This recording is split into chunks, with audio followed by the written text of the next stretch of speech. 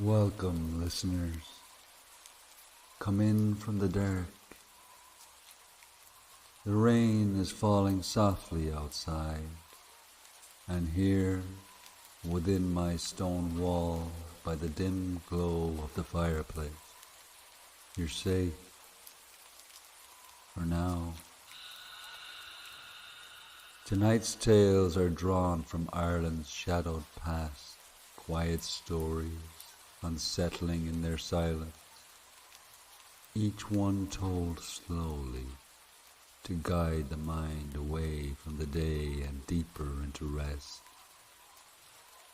So take a breath, unclench your jaw, let your shoulders relax, soften your eyes. You're not alone anymore. You're here with stories. Let's begin.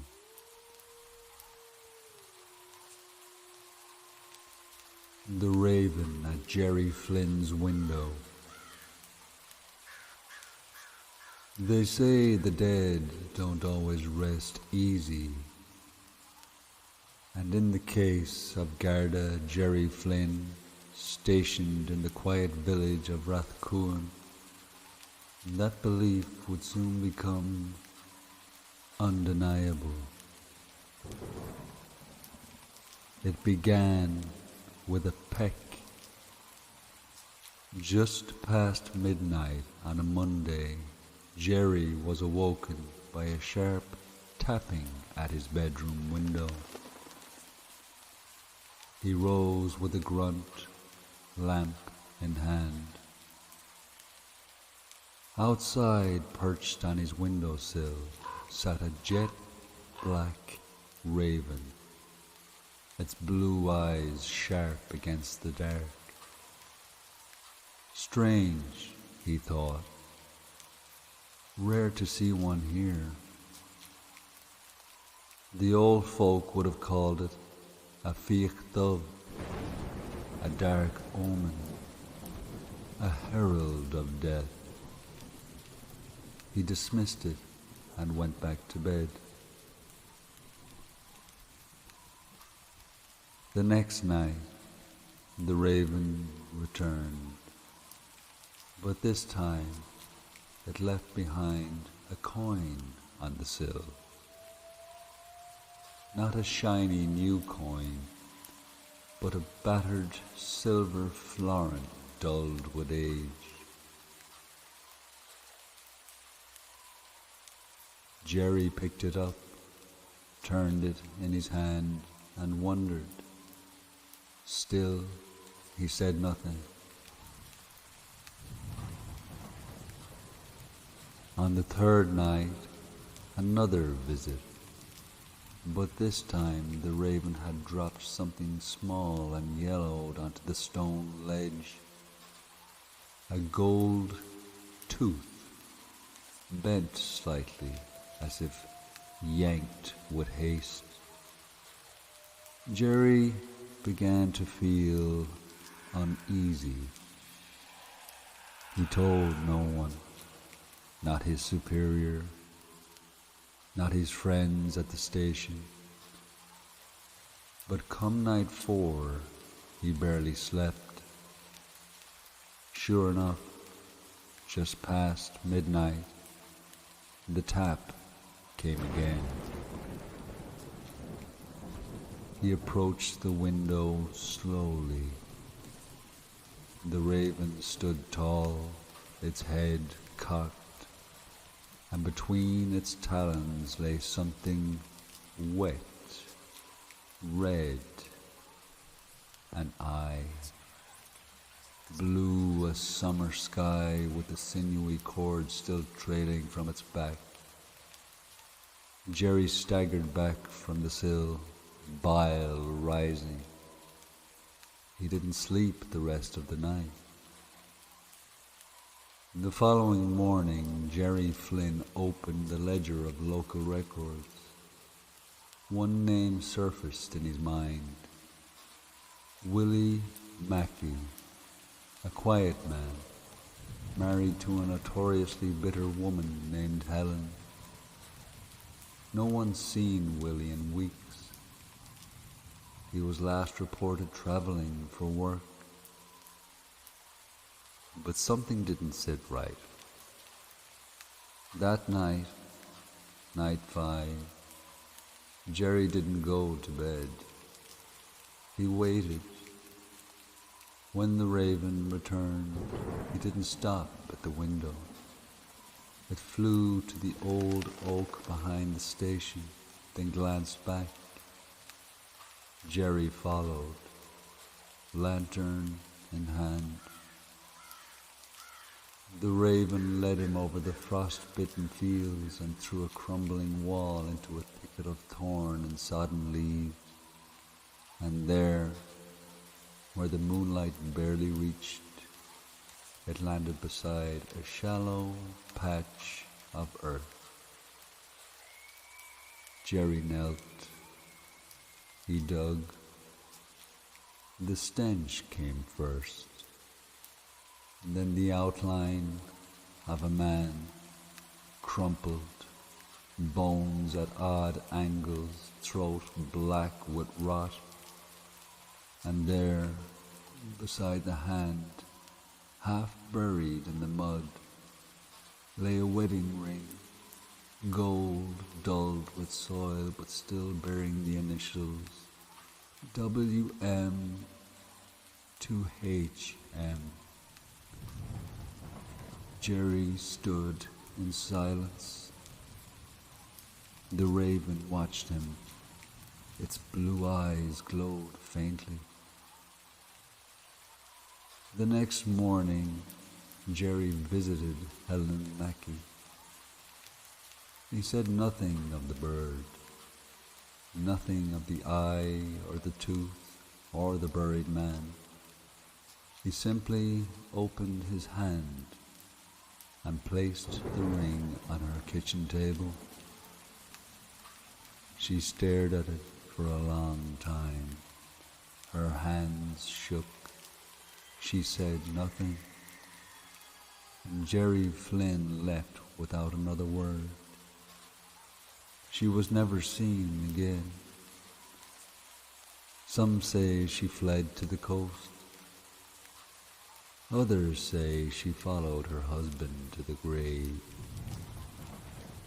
But those in Rathcoon whisper something else, that Willie's spirit took the form of the Fiach Dove, bound by love or vengeance or both, and that he came back to guide justice home, one night at a time.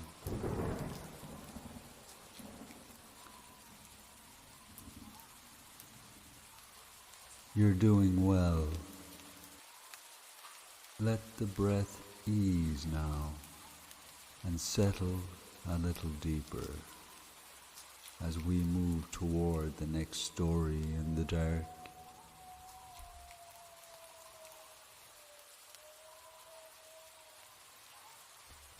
The next story of the night is called The Weeping in Roscahill Wood. Darren Finnegan stepped out of O'Malley's pub and tugged his scarf tighter against the air. A sharp wind blew down the lane, and frost crunched beneath his boots. The chiming bells of midnight mass echoed faintly from the church on the hill. A few men clapped him on the back as he left. "Well, look who's glowing with the season," one said. "Fair play to you, Darren, fair play," said another. He gave a half grin, waved it off. "Too much porter, that's all," he replied. The laughter trailed behind him as the door swung shut, leaving only the winter and the dark. Rather than taking the long way around the village, Darren turned through the trees. Roscahill Wood. It was the quickest route home, and he'd walked it 1,000 times before.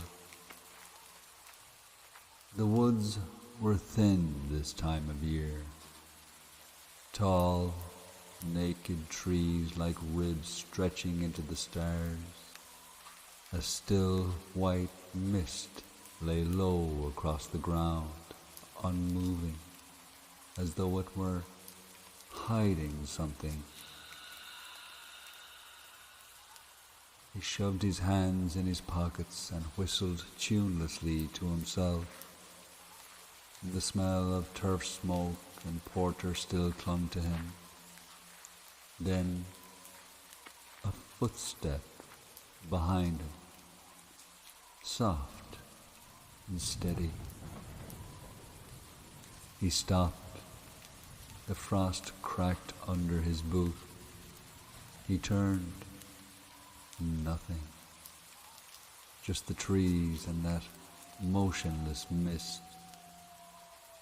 He rubbed his face. "Drink's playing tricks again," he said. But when he walked on, the sound returned. A soft step, then another, then a third. And then he heard it, a low weeping, far behind him at first. A woman's cry, slow and mournful, as if someone had taken their whole world away. He stopped, dead still. "Who's there?" The cry died into the fog. He stood there, staring into the woods, breath puffing in the air. He thought to turn back, but no. He was nearly home. "Foxes," he muttered, "or owls, that's all." He pressed on, but the silence only made it worse. His heartbeat started to match his pace. Then the weeping returned, louder, closer. It rose, then dipped, then rose again like waves, and then came the wail, a long, cracked ball of pain and loss shivering through the branches overhead. Darren's legs moved on their own, not a sprint, but not far from it. Every few steps he heard the footsteps behind him, never running, just following, never catching, just there. He broke from the woods like a man surfacing from a deep sea. The field behind his home stretched before him, moonlit and silent. The warm glow of firelight shone through the windows. The crying stopped. The steps stopped. Inside, the fire had burned low. His wife Bridget sat still by the fireplace. Her sister was there too, hands clutched together, eyes rimmed red. Old Father Keenan stood in the corner, hat in his hand. Darren's brow furrowed. The smile on his face from the drink vanished. Then he saw the cradle, still, silent, unmoving. A soft white blanket tucked carefully around a tiny shape. Bridget didn't look at him, just stared.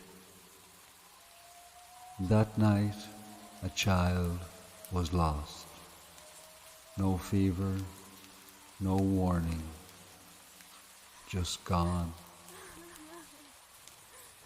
Some say the Banshee walked with Darren that Christmas Eve, mourning ahead of the sorrow the old way. It wasn't a haunting, but a warning. And in the years after, more than one soul passing through Roscahill on Christmas Eve said they heard a weeping behind them, or the sound of soft feet in the frost. And none of them ever stayed to look back.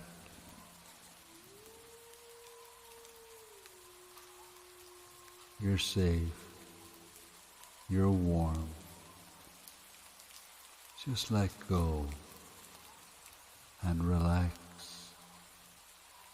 as we begin the next story.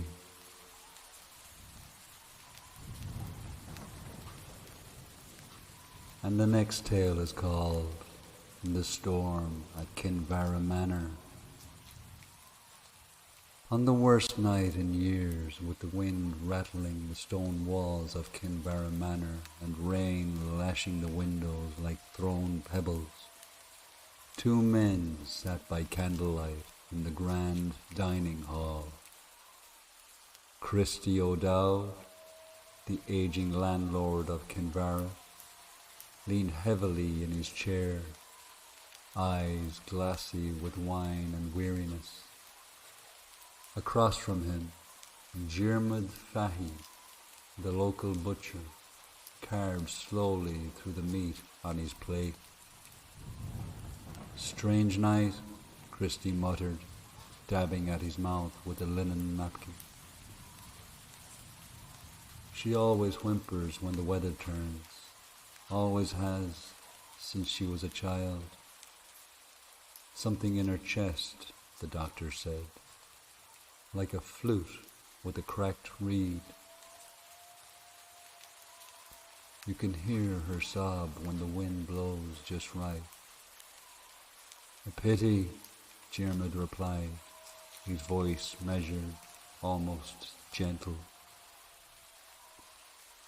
"I do remember her. Sweet girl, shy, pale as a snowdrop." Christy nodded. "Still upstairs. Hasn't left the room in years. I can't bear to move her." They ate in silence for a moment.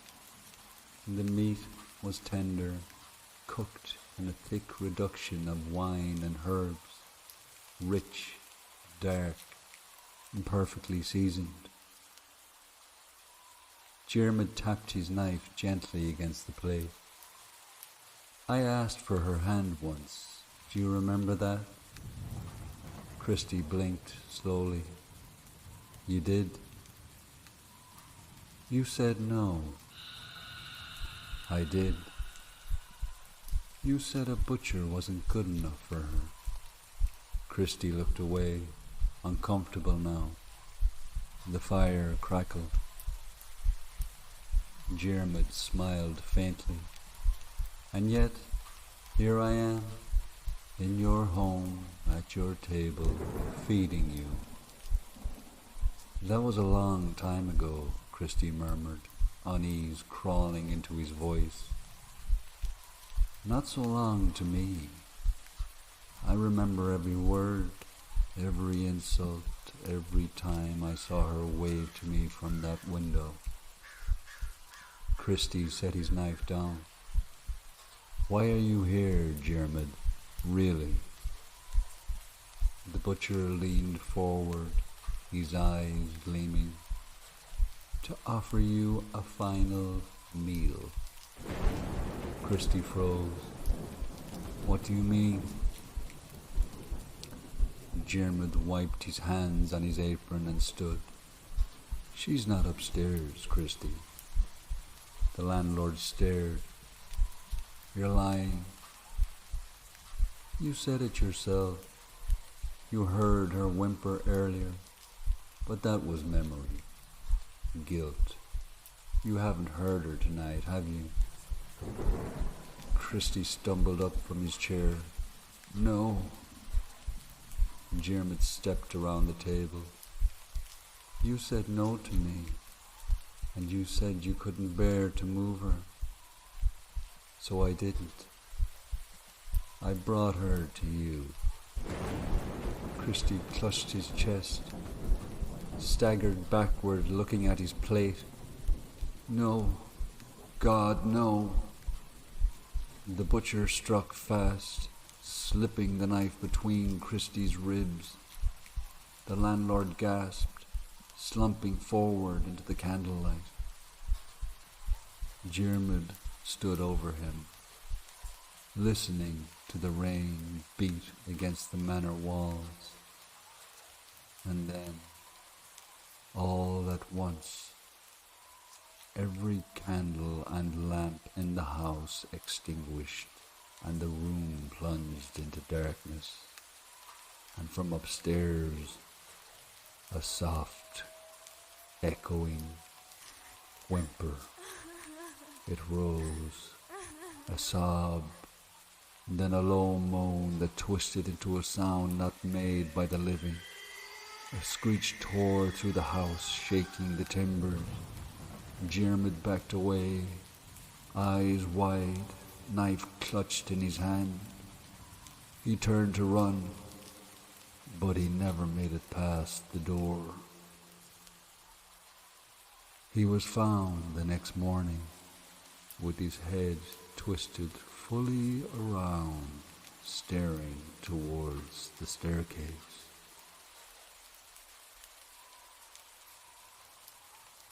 Let yourself slip deeper into stillness, into quiet. Everything's fine, you're comfortable and warm. Just sink.